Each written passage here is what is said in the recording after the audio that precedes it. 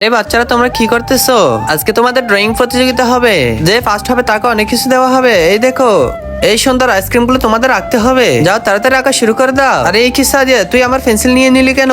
আমি এই পেন্সিল ছাড়া কিভাবে আঁকবো? আরে এসব আমার পেন্সিল। আরে এখন কি হবে? সাজিয়া তো আমার সব পেন্সিল চুরি করে ফেলেছে। আমার মাথায় একটি বুদ্ধি এসেছে। আজকে যে করে হোক আমাকে ওরকম আইসক্রিম আঁকতে হবে, না হলে কিন্তু এবারে সাজিয়া ফার্স্ট হয়ে যাবে। আরে বাহ, আমার আইসক্রিমটা তো অনেক বেশি সুন্দর হয়েছে। এই দেখেন ম্যাম, আমার আঁকা শেষ হয়ে গেছে। আরে তুমি ফেল করেছো। আরে ম্যাম এই দেখেন, আমারটা অনেক বেশি সুন্দর হয়েছে। মনে হয় আমি ফার্স্ট হয়ে যাব। না না, তোমারটা একেবারে বাজে হয়েছে। আরে লামিয়ে তুমি তাড়াতাড়ি করো, এতক্ষণ লাগে কেন? এই তো ম্যাম হয়ে গেছে। আজকে আমি এমন আইসক্রিম আঁকবো যে আমি ফার্স্ট হয়ে যাই। আরে বাহ, আমার আইসক্রিম গুলো তো অনেক বেশি সুন্দর হয়েছে।